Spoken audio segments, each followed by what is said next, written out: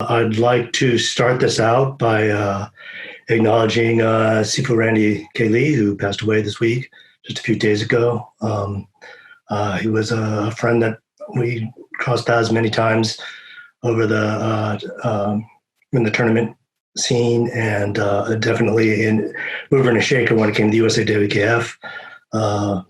I'm wearing these for you. It's sort of definitely a person in the Wulin that will be greatly missed, and condolences to his family, his friends, and his students. Secondly, I'd like to thank Matt Wong and Eugene Moy and Kevin Law for putting this together. Again, USAWKF is a great opportunity to share some information during this horrible pandemic we're all going through. And so it's really nice to have this platform to teach and to share. Thirdly, I've been having some issues with my internet connection. I gave a talk last week for Terrapine Light Armory, a wholly different thing, but lightsabers actually. But I had a weird crash. I had somebody out last week or between last Saturday to try and fix it. So if I go out, just hang tight. Hopefully we'll be able to edit that out in the YouTube version, but I'll be back. It's just for some reason my neighborhood connection has been kind of weird. Hopefully that won't impede the progress of this talk. And lastly, a disclaimer again, don't try this at home. I have to kind of say that. Some of the things about dealing with reality and weapons is that weapons are dangerous. That's sort of the point, no pun intended. If you're working with sharps and you don't know what you're doing, it's really easy to lose an ear. I don't know if you probably can't see that. It's too clear, not very clear, but I've got a scar on my thumb from childhood from working with sharps. It's very dangerous. And so you've got to proceed with extreme caution. So a lot of things I'm going to talk about, I'm not advocating in the sense that I'm not telling you to go do this by yourself. Find somebody who's qualified in it, find somebody who's experienced in it. Unfortunately, now with the internet, you get lots of people who are cutting with real weapons that are, you can tell it's just, Bubba out there with his sword in the backyard, and he really has no sense of what he's doing, and he's going to cut his knee or something. And it would be tragic. You really don't want to get hurt in this kind of practice because it can happen in an instant. And unfortunately, one of the problems with Chinese martial arts in particular is we're not accustomed to working with live weapons. And we're moving further and further away from that. And so a lot of the etiquette and formality in using a live weapon is getting lost. And that's extremely unfortunate because, even when if you learn Iaido or you learn anybody who's working with live blades, there's a lot of etiquette. Just like if you're learning how to use a gun, it is a weapon. And so you do want to take the utmost care. You don't want to lose your ear. I've been one of the promoters of the Tiger Claw Elite Championship, which is a national tournament that's been going on since 2006. And I've always had this fantasy of doing a tournament with live weapons, something where, we have this disparity now where we have to have people doing traditional weapons stand their sword up on its point. So, to show that it can support itself, that doesn't really show, but like this, right? And it doesn't fold over. I had this weird fantasy that we do something with sharps where you'd actually have to do a cut first. But of course, for insurance reasons, that's ridiculously dangerous. And not a lot of people are working with sharps in the Chinese martial arts. So it doesn't really work. Now, after my last talk, I've had some people question, where am I getting all this source? And we talked a little bit about hopology, which is the study of ancient arms, of cold arms, and how hopology works. There actually is a good body of archaeological evidence, meaning we can look back in history and see antique swords and antique spears and antique everything and see if they exist. one of the most disheartening things is when you find some weapon and you just don't find an ancient example. It's kind of tricky with the Chinese stuff because, we had this thing called the Cultural Revolution, and that kind of messed up our history really badly. We also had issues with forgery, frankly. Chinese culture is or not, how should I put this delicately? The idea of selling Chinese antiques has been something that's been going on since the Opium Wars, probably longer actually. And so now the science, for lack of a better word, of aging a weapon and trying to make a fake antique has gotten very sophisticated. So it's not uncommon to find weapons, Chinese weapons that are actually moderns being pawned off as antiques. I mean, I've literally seen modern-made weapons that somebody clearly just left in the yard to get all rusty and then tried to pawn off as an antique. But there are certain telltale signs that you can tell the difference. I mean, honestly, there aren't that many makers of modern martial arts weapons. So it's relatively easy to identify the makes and models of what's available. I mean, there are more different kinds of makes and models of cars than there are Chinese weapons. So the other thing we can look at for apology, for the study of ancient weapons, is literature. And here again, the Chinese realm is a little bit limited. There's not a lot of literature on ancient Chinese arms. A lot of it is very subjective. There's not much done. And I mentioned some, like E.T.C. Warner's book in the Chinese weapons in the last talk, as well as Yan Zhengming's Ancient Chinese Weapons. Those are fine resources. But in English, that's pretty much all we're limited to at this point. There are a couple other works in Chinese, but it's very, very limited. The other thing that we can look for, and it's something that I'll broach on here a lot, is parallel development. I mean, really, the human body is such that, we've all got 2 arms, 2 legs, head, torso. It limits, in a sense, what weapons are real and weapons are practical. So culturally speaking, you'll see the same weapons or same ideas of weapons, same concepts play out across different cultures. And so when we see those parallels, then you can kind of be convinced, oh yeah, okay, that probably is a real thing. So first thing, talk about combat. And again, like I said last time, I'm not trying to dissuade anybody about their practice or whatever they do. Practice what you want, practice what makes you happy. I will be grappling with some myths here, and I will be kind of putting down not putting down, but revealing some aspects of certain forms of modern practice that are, shall we say, misguided. So, but to start, here's there it is.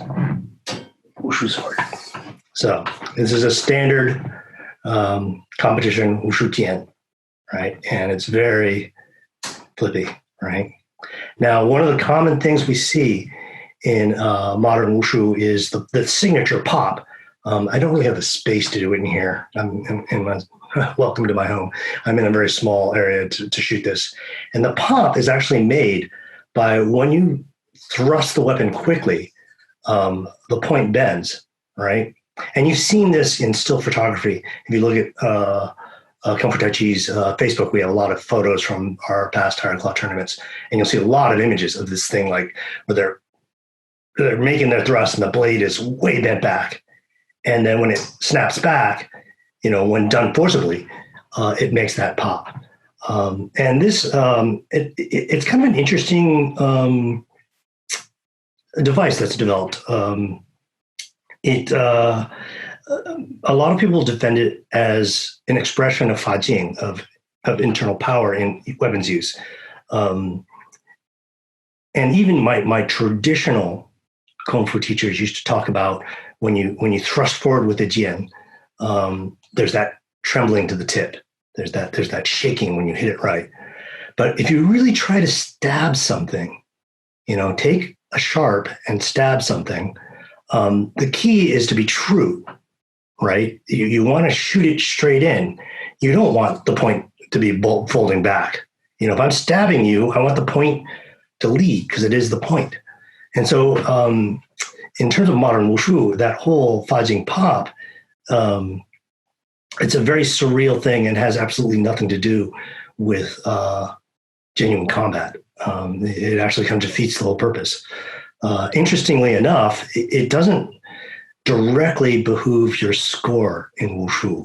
It's not like you get a certain amount of points by reaching a certain amount of decibels by the pop. However, there's a lot of subjectivity calls.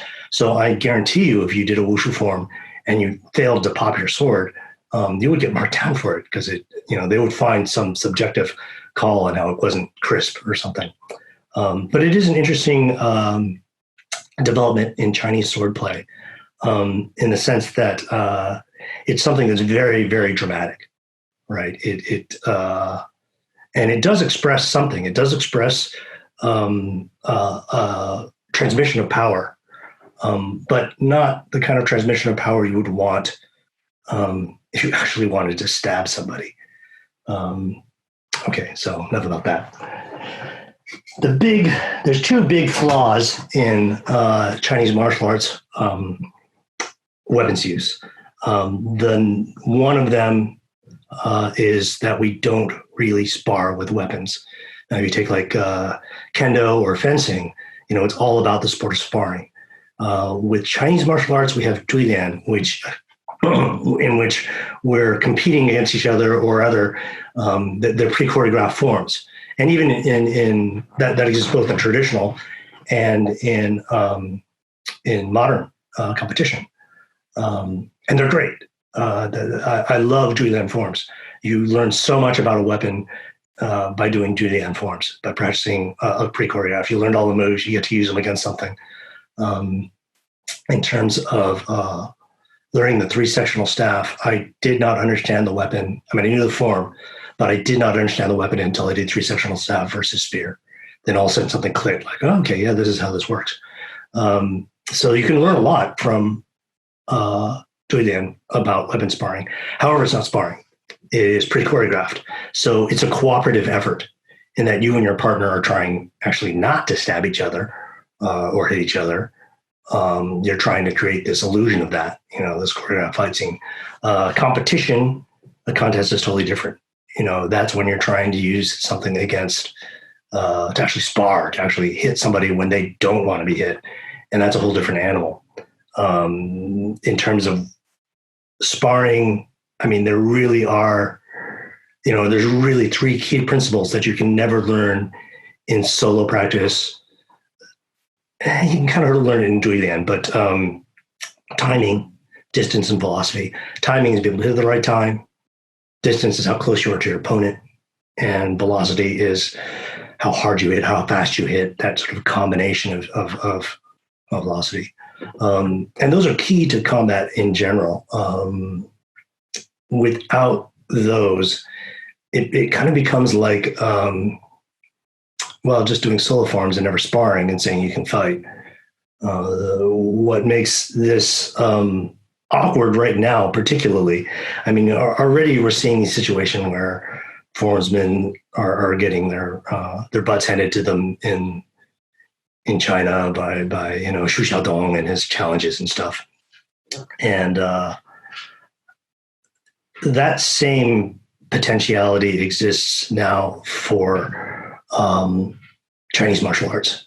And so I really hope that Chinese martial arts start figuring out ways to spar. There are some programs that have been propounded in China where they're trying to develop weapon sparring as a tournament event.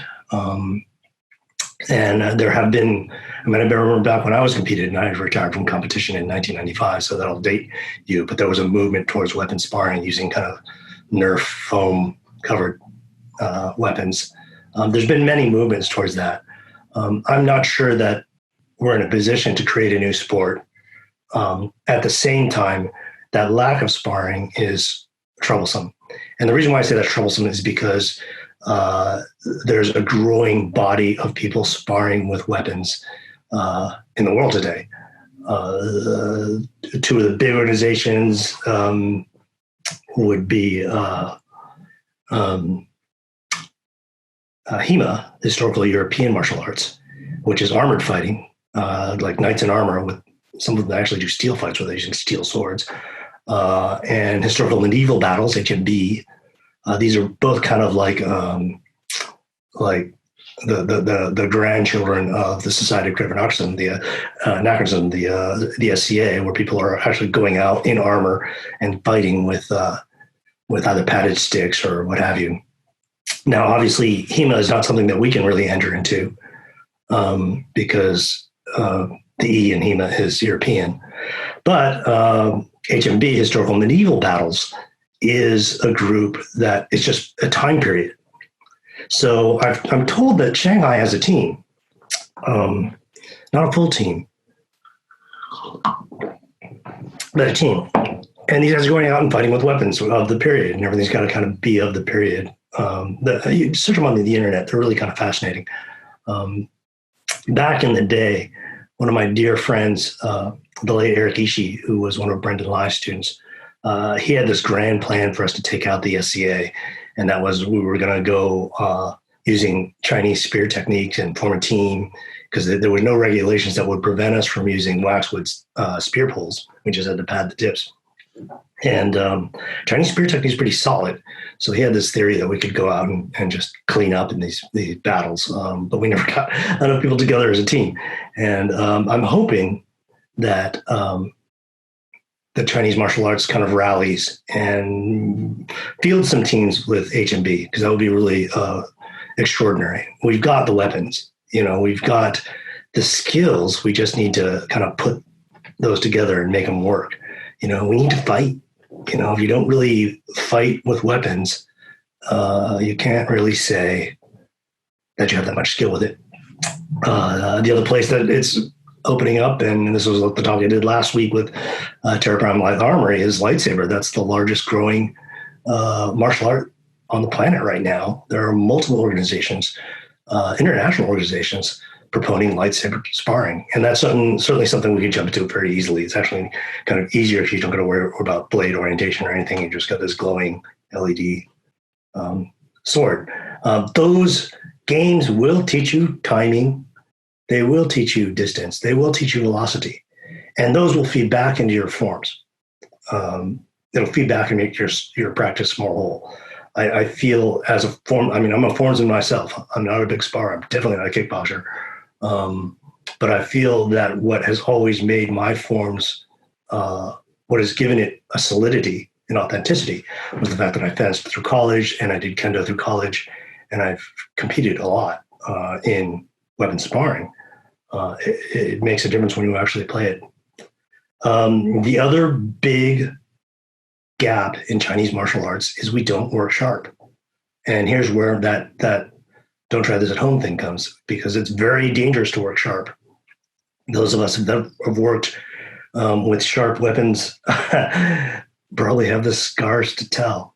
But there's a whole notion of when you work sharp of respect for the blade.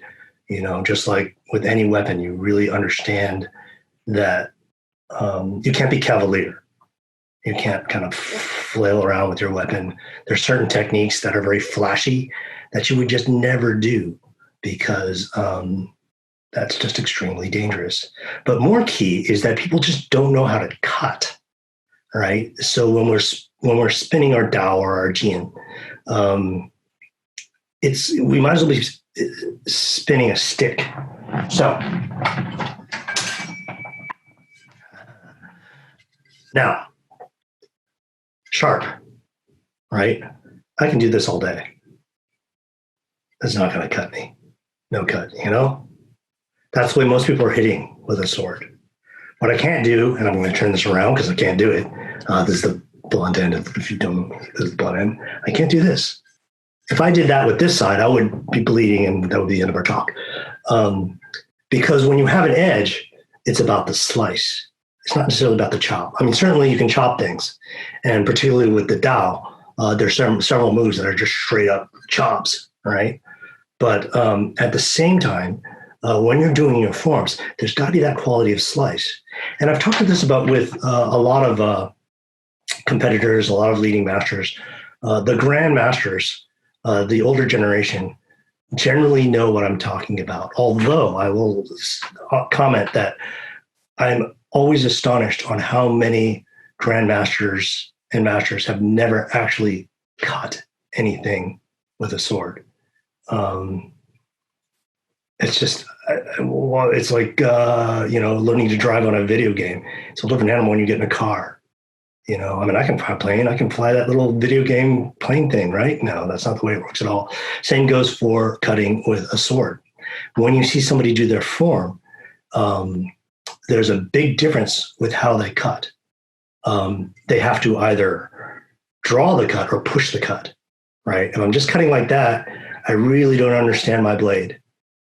But if I'm cutting like this, or if I'm cutting like this, then I do, right? And once you see it, once you play with it a little bit, you'll know what I mean. You can totally see the difference between somebody when they're executing their form, if they're cutting, if they're genuinely cutting, or if they're just swinging the sword and have never cut at all. There's an intention, there's an orientation to the blade.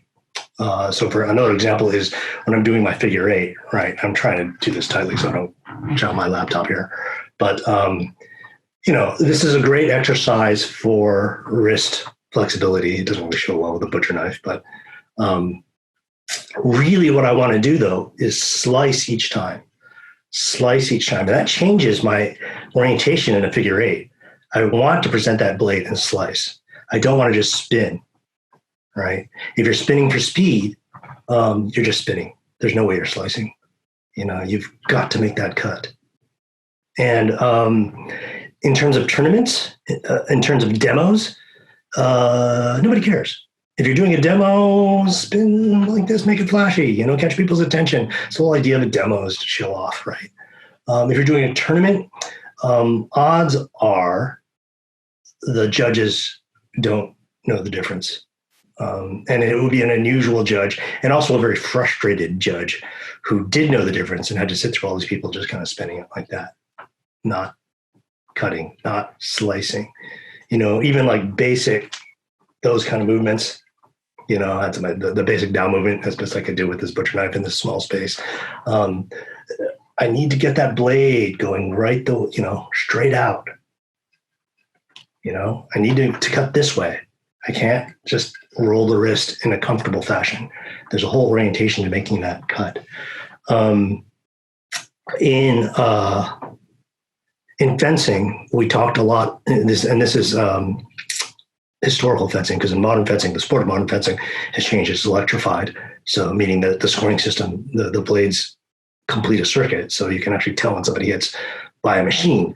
But in the old fencing texts, we talked a lot about supination and pronation. We talked a little bit about that last week. So supination, hand is up, palm is up, whoops, like that. And the blade is like so. And pronation, hand is down, blade is like so. Now, why is that a big difference? Because if you look at the ribs are horizontal, right? And so I'm going to want to cut this way and get into the ribs. I don't want to cut this way because it's more chance that I can jab the ribs. This kind of strike only is going to work in the face or the neck or the belly, right? But, given where my arm is, the primary target, or one of the main targets if I'm going to attack to the body is the chest. So supination and pronation are key. Now, when you think about most of your forms, particularly with Dao, when we make a straight thrust, we're generally in this sort of half position. The blade is shown this way. It's not this way. or it's not this way. Jin is different. Jin, sometimes you'll go this way, sometimes you'll go this way. Why is that? My theory on that is it actually just extends from performance, from opera and then street performers. A lot of people, martial artists, used to do street performance. Now, back when I with Kung Fu magazine, with Kung Fu Tachi magazine, we photographed a lot of people with swords, and invariably we have to get them to tilt the blade because that doesn't show. If I'm doing this, you don't really see it. I got to tilt it a little bit so you can see it. So if you're reading from stage or if you're doing a demo and performance, I got to do it this way because that way it doesn't show. If I'm looking at if the audience is over there and I'm jabbing out, I got to do it that way to make it show. So it's probably a performance aspect. What that has turned a lot of our blades to this other orientation, which isn't to say it's wrong. Now, obviously, theoretically, I'm not going to change my forms in this particular case. When I do my Dao form, I was taught to do it that way. I still do it that way. I still keep the blade flat like that.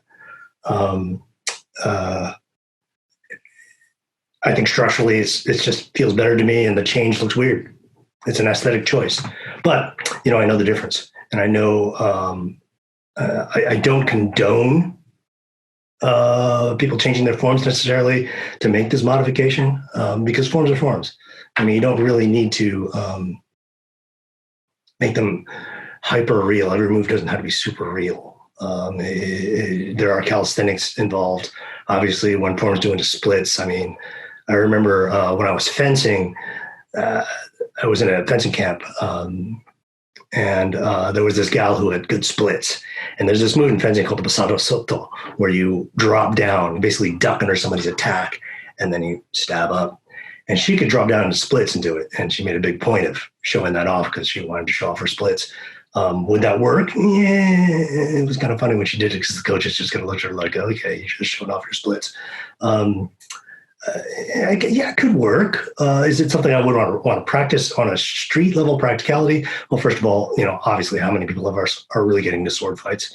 Is it something I would do as a demonstrative thing? Yeah, sure. It looks kind of cool. Shows skill. The other thing now, in terms of cutting, is cutting objects, right? Like cutting reed, or the Japanese like to cut tatami mats, which are reed mats bound up and soaked in salt water. A good thing to do cutting with is pool noodles because it offers a really nice texture. And you don't want something so stiff, something that's a little pliant to make sure your cut is true. Nice ring. Thing about cutting, now you see a lot of these guys like cutting soda bottles and stuff now on the internet.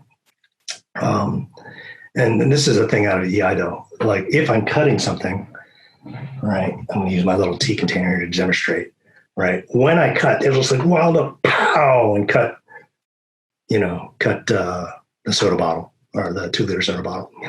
In reality, if I'm fighting, I don't want to cut that wide because if I miss, I'm way open, right? So when you do Iaido, one of the things that's key is you don't cut so wide that you overexpose yourself. That you cut, bam, and your weapon is still kind of between you and your opponent because that's where you want it to be. So there's a whole art to cutting. And if you really want to get into that, you can get into DI and get that sorted, right?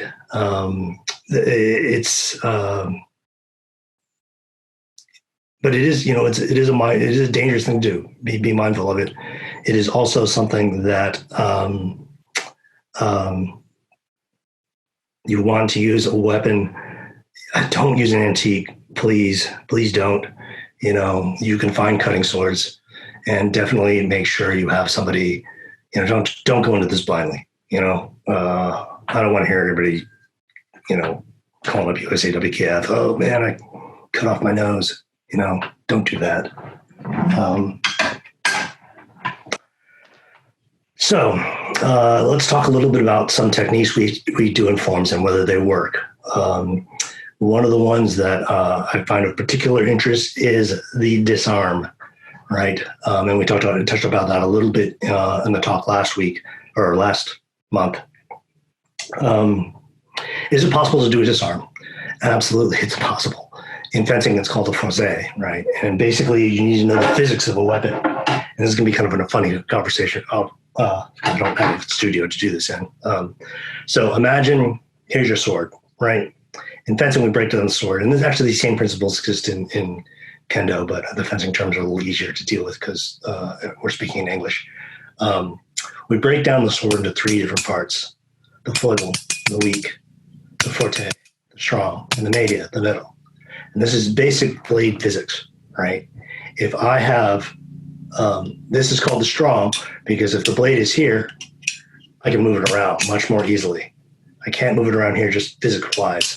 I can't use this blade to move this blade if the weak is against the strong. Now, to do a basic disarm, if I take the strong and take the weak against the weak and push forward at an angle, I keep that strong point all the way through, added with the velocity, I can pop a weapon out. It's actually, I've seen it done in kendo. I used to do it a lot in fencing. It was one of my bread and butter moves. It's totally doable. In Jian practice, and a little bit in Dao sometimes, in a lot of the traditional forms, you will see movements that are akin to that are where you're doing like these kind of quick chops in and could easily be interpreted as a disarming movement. But again, you have to actually kind of get in blade to blade to understand it. And in fencing, we talk about sentimental fire, the feel of the steel. It's very different to do this with a steel weapon than it is to do with, well, you can't really do it with a Nerf weapon, like a padded sword, because the nature of a padded sword won't allow you to glide along the weapon in the way that you can with steel versus steel. Even wood on wood is better than that padding, because the padding, it just sucks up all your energy, kind of the same way that a padded floor kind of guts some of your ability to punch really hard sometimes. So that's totally viable. There are lots of little techniques in Dao and Jian forms and in all weapon forms, cuts to the wrist, because when you're fencing or when you're fighting with weapons, first thing you go for is the hand. Because if I've got a sword and you got a sword, if I'm reaching for your body, or if I've got a spear and you've got a spear, or whatever, if I'm reaching for your body, and I can catch your hand instead, catch your hand, then I remove your weapon, gives me the advantage. When you decode the forms, you'll find a lot of those little hidden techniques. And those are really the bread and butter shots, cut that hand. And it's actually one of the easiest targets because, when you're going weapon to weapon, you got to get past the weapon first, right? And if you can cut the weapon at the root, it's like sweeping somebody's ankle. They'll go down. Parrying hooks. So,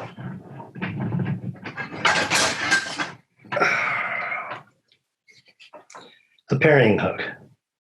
We see these on a lot of on Dadao, on butterfly knives like this. Could you act? There's always the story that somebody like chops at your blade and you can get a weapon in there. No, I can't use that. Okay, get a weapon in there, twist the blade and lock it. Can you do that? Turns out you can. It's actually pretty easy. And here's what I was talking about earlier about cultural parallels. We see this shape in Sai and in Jita. Those are both Japanese weapons where you have this kind of parrying hook. You see it also in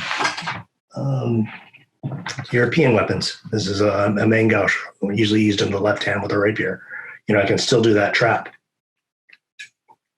It's a very viable technique. And if you actually, now you can get polypropylene butterfly knives, and play with it. It's you'll find that it's remarkably easy to actually, especially if you have two, to catch a weapon and do that trap and make that work. And again, you'll see techniques in forms where people are doing that little trap. As for the flip, I don't know about that. Some people say you'd have more impact when you hit this way, but if I had this, I'm going to hit this way. I think that's more show, but there is something to be said for, blocking this way. That actually hurts quite a bit. If you take that shot, if somebody hits down on this, the energy goes straight through this kind of thin, not thin, but it focuses or accumulates within this blade and goes right into your what would that be? That's your ulna. So maybe it's a viable thing, but it's not something you would really want to use necessarily. If I'm going to parry with this, I always want the blade out.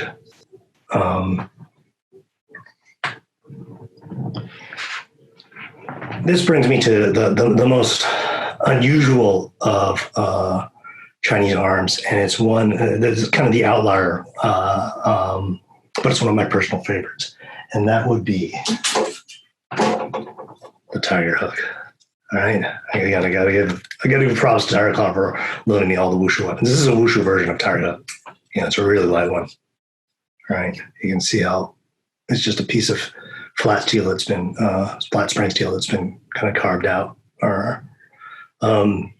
So the tiger hook we don't see it used militarily. It's not something that was like a common issue for soldiers. It's a really weird weapon. It's difficult for a lot of reasons. To me, it's very quintessentially Chinese, not just because it's got this wonderful crescent blade that we see so much in Chinese culture, but it doesn't really exist in other cultures in the same way. Does that mean it doesn't exist? I don't think so, because I've seen a lot of them, a lot of antique versions. In fact, I used to go to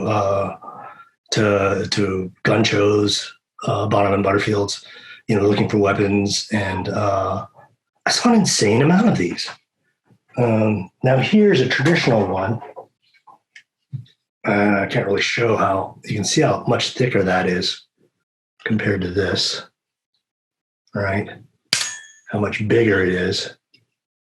I'll foreshadow it, but actually I just can't see it. Maybe if I do it this way, you can see the size differentiation, right? I mean, there's a considerable difference. This one's significantly heavier. Hard to find these nowadays. This one actually, and I don't know if I can show this very well on the, let me do this. You can see that it's actually a diamond shaped blade, right? There's a ridge down the center, right? And it tapers off to either edge. Now, one of the things, as you all know, the tiger hooks are always used in pairs. Here, this one is live. And by that, I mean, this is edged. This is a Long Chuan piece that I picked up many years ago. And it's not razor sharp, but it's sharp. In fact, and I hate to confess this to you, when I was kind of pulling this one out for this talk, I cut myself. Yeah, that was kind of lame. But so I practiced with this one, and it has extraordinarily long and pointy and sharp. This pommel spike, this end spike, is ridiculous. And so I've never used this thing at full speed because it's so freaking scary, because it's just blades every single direction. And if I'm spinning this around my face, especially when I'm doing with the double spins, I keep my hands way far apart because I don't want to cut up my wrists. It's a really weird weapon. It would be really hard to carry this around on the street. I don't even know how you sheathe this.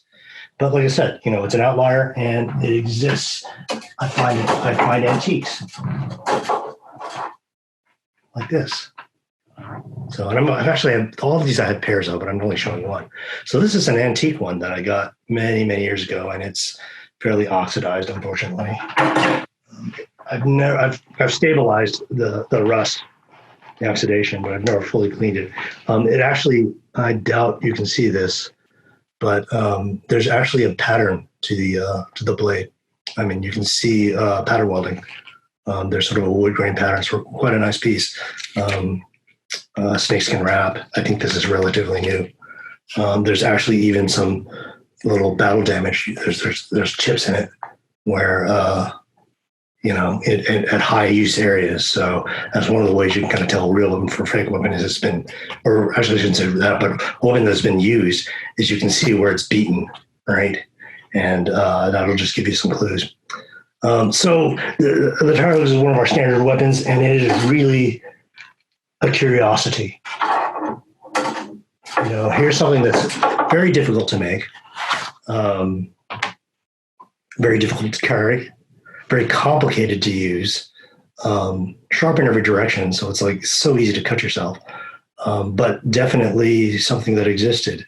And it's such an outlier that it's really difficult. You can't find parallels really in other cultures. The closest things you might see are some forms of battle axes that, the idea of a hook to pull down a shield. That kind of exists, but nothing quite like the Tiger Hooks, uniquely Chinese. And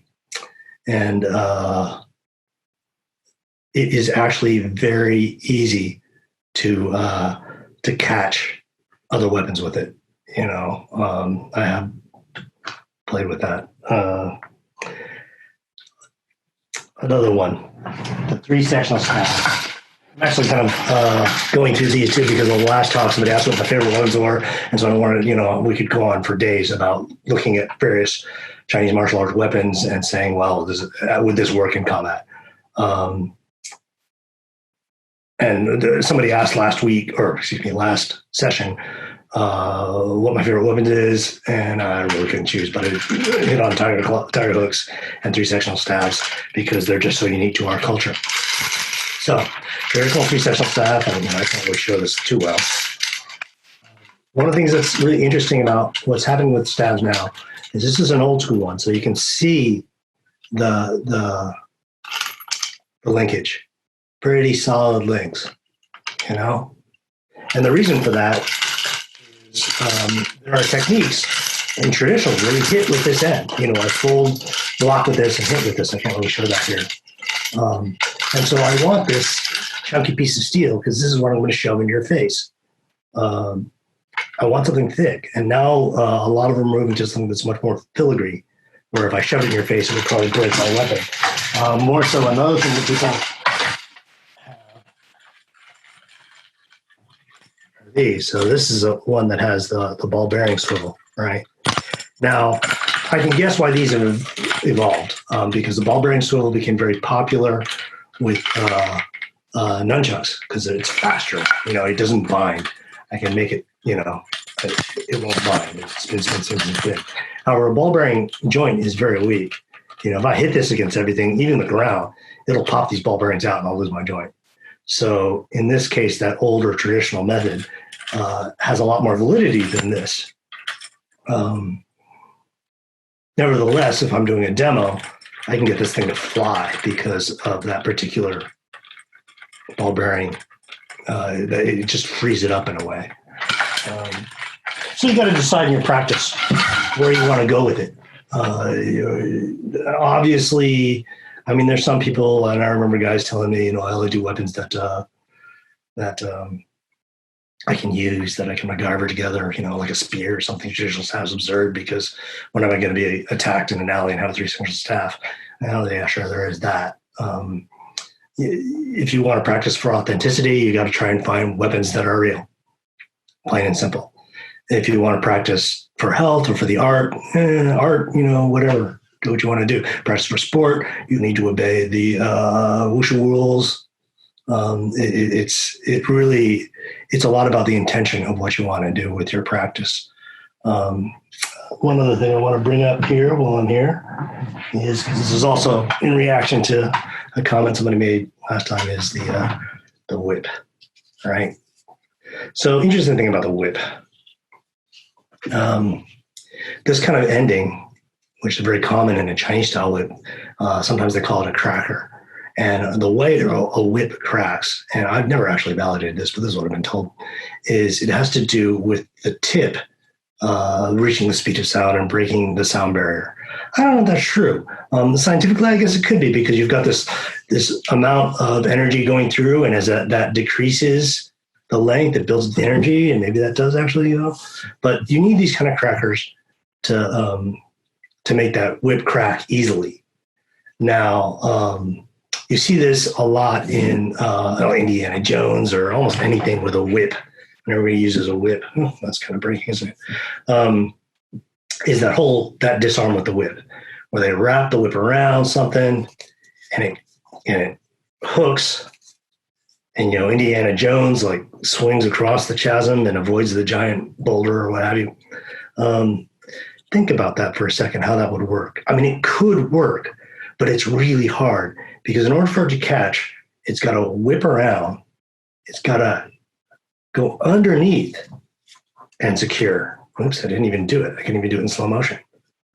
And then this just have to pull tight in a way that it secures, right? So how, if I'm flinging this, how do I get that to tie a little knot? I mean, it's like that, tying a cherry stem knot in your mouth. How do you do that? There's a trick to that. Now, there's a lot of flexible weapons where people will talk about using these things to do disarms. And one of the things that's a point that needs to be made is that a lot of these originally would have like a little fob on the end or a little hook. That will reduce your ability to do a crack. So, for example, a classic one is the Cat of Nine Tails, which is a European weapon, which was basically 9 whips, often with a little fob or a little ball or a little hook on the end, like a little fish hook, which would be just brutal to whip somebody with, right?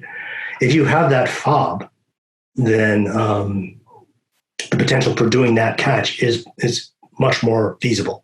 The potential for doing a disarm is much more feasible, and the potential for doing real damage is much more feasible. But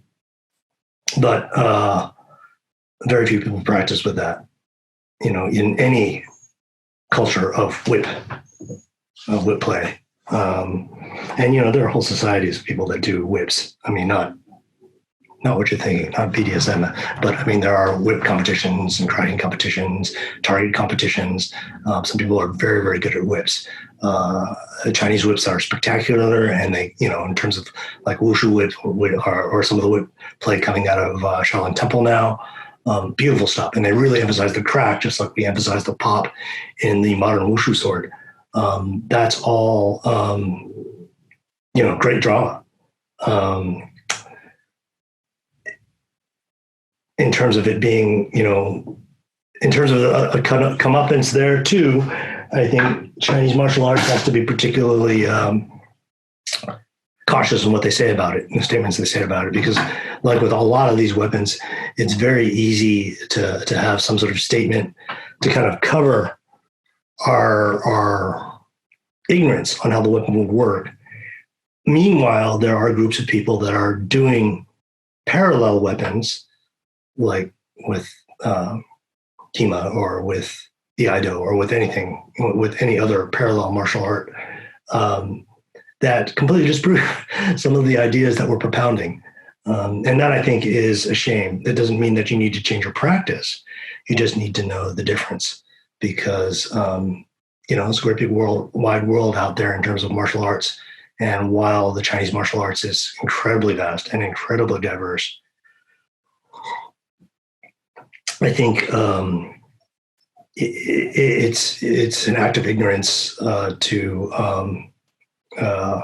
it's an act of idiocy, actually, to kind of stand outside the world as a whole, and where we sit in the martial community, the contemporary martial community in general. There are people that are doing all these different kinds of things with all these different kinds of weapons, and a lot of those principles can easily be applied to our practice. And the interesting thing, at least in terms of my personal discoveries, is, studying fencing, studying Iaido, studying Kendo. I found theories in their combat that opened up things into my forms. I was like, oh yeah, now that move suddenly makes more sense. That's why I'm doing this. That's what this is. I mean, honestly, if you do Gen play, you should try some fencing. You learn so much in terms of how to work a straight sword. And Gen play is incredibly sophisticated, and that's why we call it, you know, it's the king of weapons, right? Or not the king, I'm sorry, the gentleman of weapons.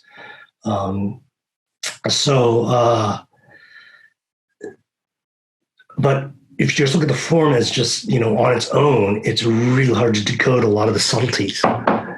And so I would really encourage everybody, to experiment and play in a safe manner under proper guidance. Test these things. Don't just accept them blindly, because, and not to fault our previous generation, but our previous generation was in a weird, actually I should say my previous generation, because I'm probably the older generation for some of you viewers, but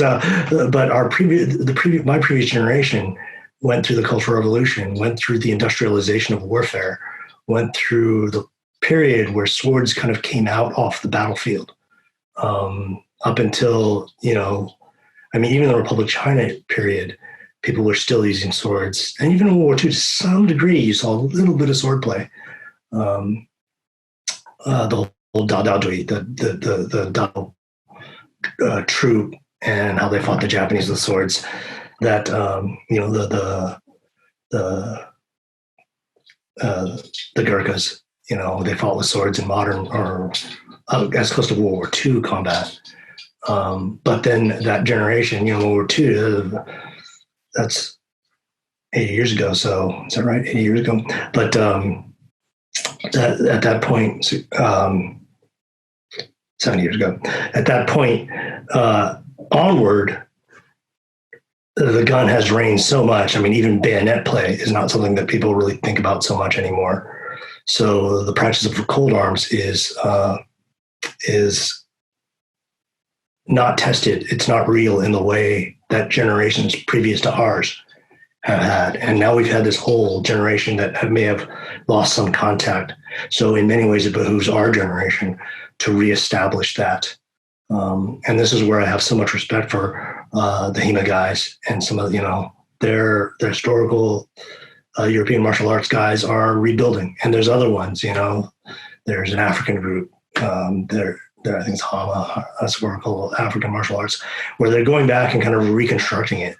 And, but reconstructing it not only based on literature, but on, getting these weapons and experimenting with them and playing with them and seeing what works. We have it all. It's all in our forms. We really do. And it's in many ways, to step outside of it is super enlightening, because then you start realizing how incredibly dense and wise traditional forms can be. This legacy that we've all inherited is tremendously sophisticated, and but it needs to be unraveled. It's not something that I can just give you in an article or a book or something, or even in this webinar. It's something that you need to find out for yourself. So that's all I have in terms of the talk. I guess we're going to be opening for questions, if there's questions like there was last time. Unfortunately, we actually don't have any questions. Yeah. At least not this time. Yeah, last time we had a lot. Right. Okay. Well,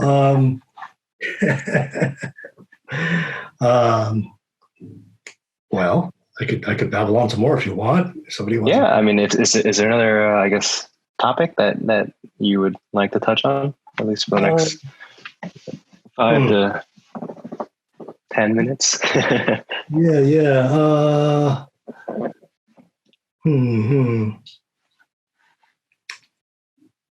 That's a fair question. Okay, I didn't show this one since oh well. So here's a sharp Jian.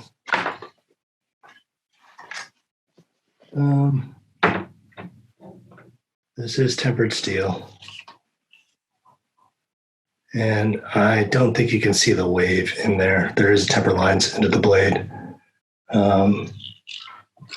It's a hand and a half. And I think I mentioned about the low pommel before. Now, interestingly enough, we do have low pommels existing in particularly Viking and European swords, the long swords. And there's a whole catch to it, is it gives me a purchase. There's some people will talk about crossing the guard, right? Which people will say as dangerous because you're going to get your finger cut off. I have seen drawings of ancient swords that had a finger guard, and you see in some European swords, the various types of guards. I mean, that's how the whole cup hilt starts to originate. But it's kind of an interesting phenomenon that the Gen stays so stable in its design. Here's one that really you really must be careful in terms of doing the wrist cuts. And a lot of Gen forms have a lot of really subtle, filigree tiny moves. And you'll find that those are the ones that will decode the quickest when you do some fencing, right? Particularly if you start playing épée, because those wrist picks, not so much in foil because the arm's not legal in foil, but say épée, the wrist picks are where it's at. And even, with spear play, with particularly spear play, the attacks to the hand, the opponent's hand, really pop out when you start doing some sparring and some playing with it. Have any questions now?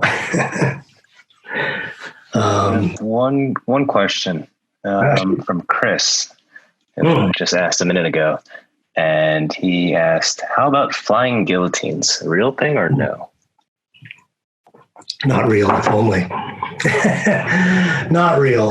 There are some very weird flying guillotine-like weapons, like thrown, like the claw, right? There's like the flying claw, Fei Jiao, is that right?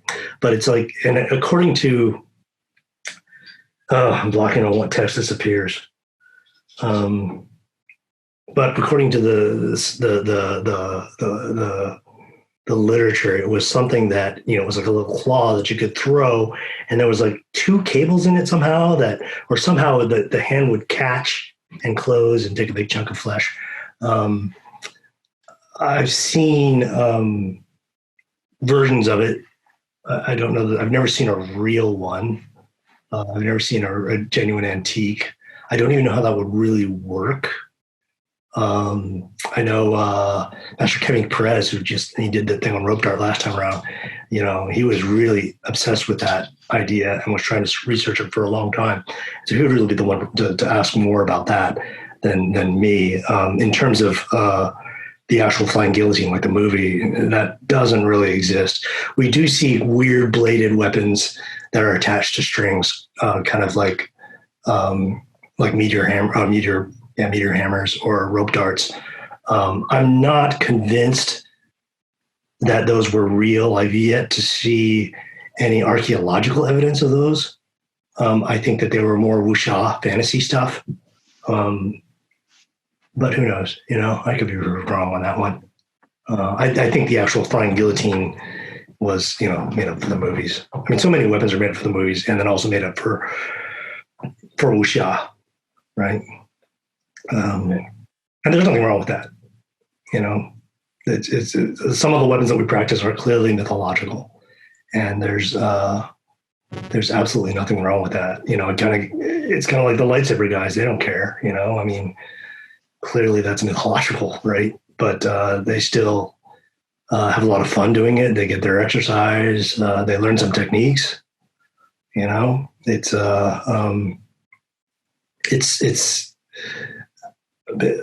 I think being a martial art, sometimes we can get a little neurotic about wanting our practice to be street worthy or to be real.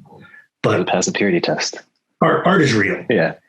know? And so there's a whole performance aspect to it that I think a lot of people kind of deny in Chinese martial arts out of some sort of weird misplaced neuroticism.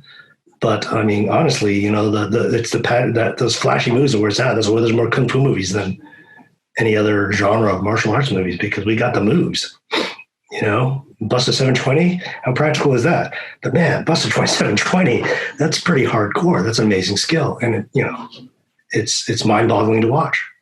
You know, the epitome of human performance in many ways, and that ultimately is what kung fu means by its strictest definition.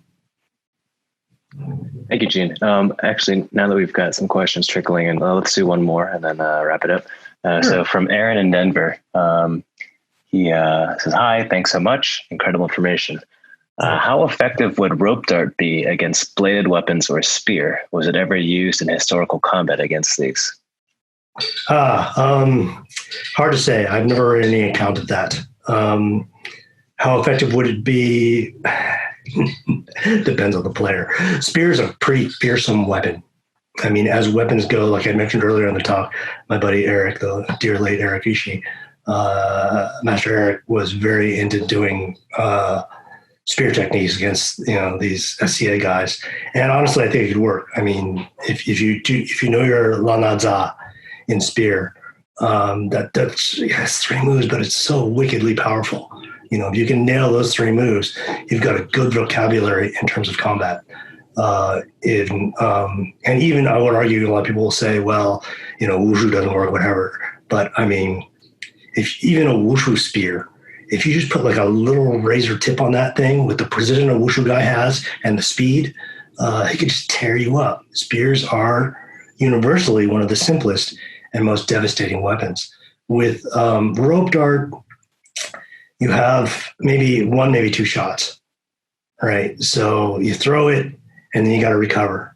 And if you're in distance to throw it against a spearman, you'd have to hit him, because by the time you'd recover, I imagine you could close that gap and then you're done. But you never know. You know, somebody's really skilled. They might be able to do some crazy loop thing and flip it back out. Generally, the rope dart was thought of as a thieves' weapon. It wasn't something you would do like in dueling or battlefield combat. It'd be something like you'd be hiding in a tree and knock somebody out. You know, it's not. It's sort of an assassin's weapon. It's not really something that. It's not used in fair fighting. If that makes any sense. Thanks for that question. One more question. Still on rope dart. From Corinne Darling. I have a friend who trains using rope dart in melee. For example, as I don't know how to pronounce this, garrote or knife. Sure. But has it been used like that historically? In what? In sword? Has it been used like that historically? Oh yeah, totally, absolutely. Yeah, that's a whole quality of, you know, that's kind of an interesting question, actually, because with the modern, that's a really good question. With the modern Wushu interpretation, we tend to think of it just, you know, doing all those crazy pops and swings and hits and shooting it like a dart. With whenever you have a cord, it makes a great garrote, you know. And actually, one of my masters, Master Tony Tien, who used to teach the police, he had this crazy series of orme techniques that were all done with like a short length of cloth or a short length of rope. And it was like all these crazy restraint techniques. It was kind of scary, actually, because you would attack him with a knife and he could just tie you up. He could just hog tie you and throw you down. It was awesome, really. I guess you should teach Shanghai police that kind of stuff, because that was just a very viable thing. Whenever, even with chain whip or any sort of flexible, you can use that as restraint. In fact, one of the things, and I'm going to use my 3-sectional here to show, right? So one of the things you see with nunchuck, not so much with 3-sectional, but with nunchuck, it was a very common thing to do traps like this, right, where you would trap somebody's hands and squeeze. That kind of hurt. Why did I do that to myself? But kind of squeeze in, right? And that would be like a restraining technique, right? Flexibles can always be used to choke somebody out or to wrap somebody up, tie somebody up. I mean, that's partly the point, really. So yeah, that is very viable, and it is something that that within our modern practice is kind of being lost. Unfortunately, I'm glad that your friend is exploring that. I don't know if there's any literature on that. I imagine there is, but I don't know where that might be. I know the Japanese have an incredible amount of literature on how to tie somebody up. I mean, this sounds kind of odd, but I worked on Folsom Street as a sword maker, and Folsom Street is the heart of the bondage and discipline, or was, now it's all gentrified, but was the heart of the bondage and discipline neighborhood in San Francisco. Why do I say that? Because Japanese knot tying, these traditional knot ties that samurai used to use to restrain people became very popular in the bondage and discipline circles. And so that's where you might find some of those extant. That's kind of a weird lead. Now I'm blanking on the term. If you got a Japanese sword, there's a silken cord that's hooked to the saya, to the scabbard. And that's actually a fairly long piece of cord when you untie it. And that was used to restrain people. So yeah, totally. Rope dart, keep doing that. That's that your buddy's on the right track. Cool. Gene, I don't know about your schedule. We actually have even more questions coming in. So if you're available for a little longer, I am. I mean, we had originally talked about last time, since we had so many questions about, so I'm free for another 15, 20 minutes, I mean, well, let's go for it. Cool. So from Carol Wong, what's the history on the cane as a weapon? Cane as a weapon. Well, I mean, a walking cane exists in every culture, right? It's like that, that old riddle, what's on 4 a.m, 2 p.m, and 3 p.m. It's a human being, because the 3 is a person with a cane. Canes are universal, and canes as weapons are universal in terms of, every culture has a cane, and if you've got that stick, you learn to fight with it. In terms of the Chinese martial arts, it's always kind of, I play a cane technique out of Boxilam, and I love it. It's one of my favorite forms. It was my tournament form for years, and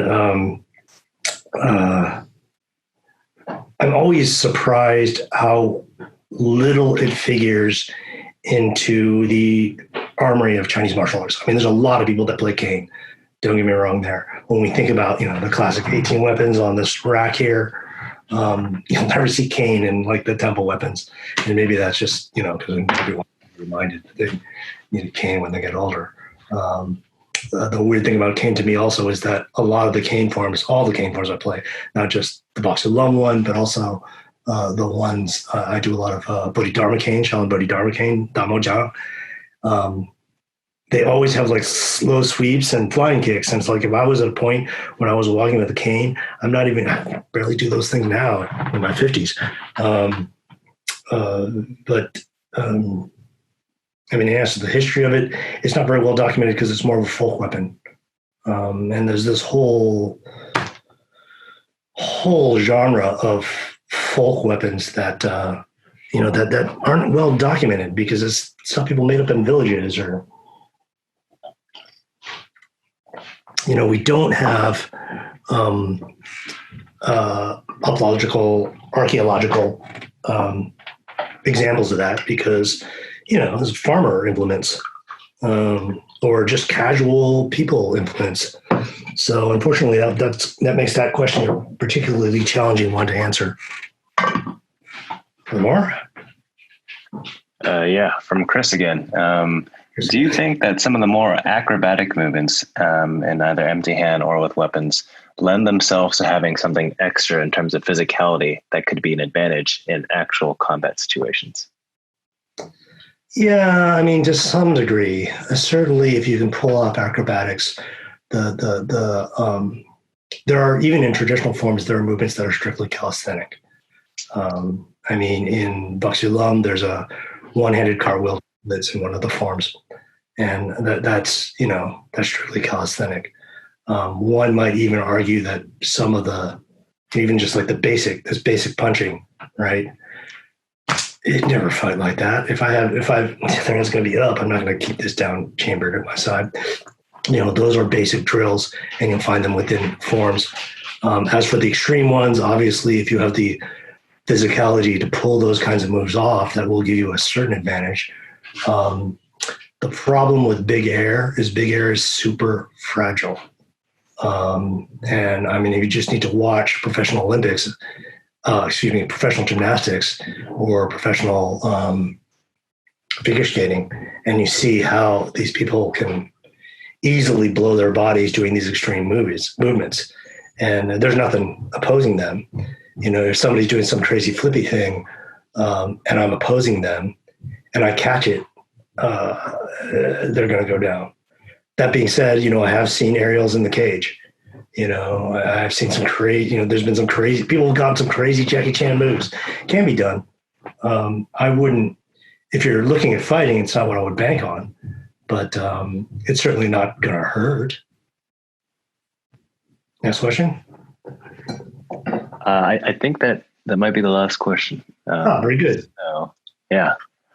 Looks like we got there in the wall this time.